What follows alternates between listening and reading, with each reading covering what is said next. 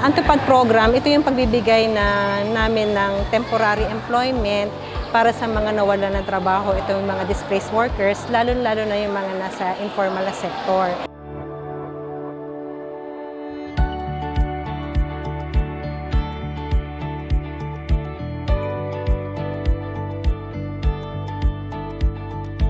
Maraming service provider ang nag-offer sa amin. Naging advantage ng USSC, nag-offer ang USSC sa amin ng on-site payout. Ito yung tinatawag ng USSC na caravan.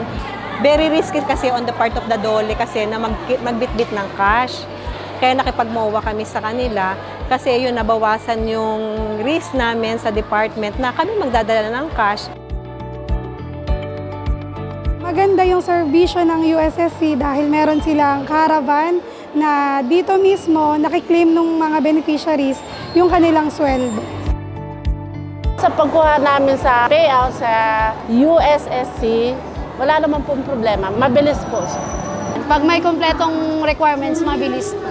Basta sumunod lang tayo dun sa mga panuntunan na ginagawa nila para hindi tayo matagalan. Itong nakukuha po namin na 4,700 po, malaking tulong po ito sa pamilya ko po. Kumbaga, bili mo isang sakong bigas, isang buwan mo lang makakain, may doon pang gamit sa bahay. Sa gamot ng asawa ko, nagbe-maintenance na stroke. Malaking bagay na po yun kasi may college ako. May tutulong na po sa anak ko yun. Malaki pong tulong, lalo na ngayon may gastusin sa eskwelahan sa mga bata.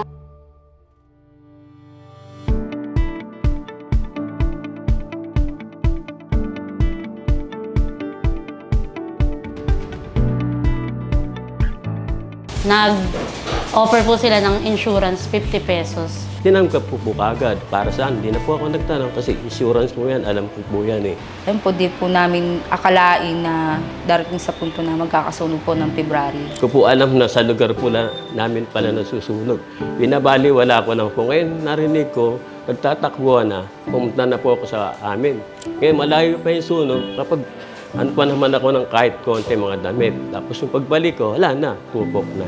Damit lang po, yung naisalbak. Nung naligtas namin yung mga requirements, may nakita akong slip tungkol dun sa insurance. Mga siguro ilang araw po, naisipan din po namin pumunta dito sa USSC para magtanong po about sa kung may matatanggap po ba kami ng beneficiary. Tapos tinanong ko po dito, meron po pala talaga. Binigay nilang perang yon.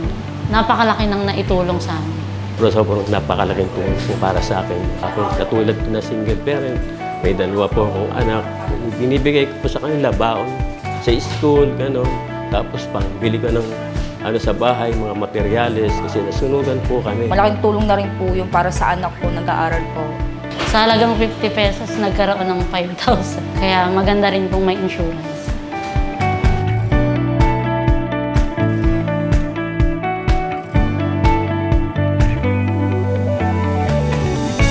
Maraming salamat po at kahit kami na doon sa Bulubunduking Barangay ay naabot kami ng programa ninyo. Maraming salamat po. Maraming salamat po. Maraming salamat po. Maraming salamat po sa USSC.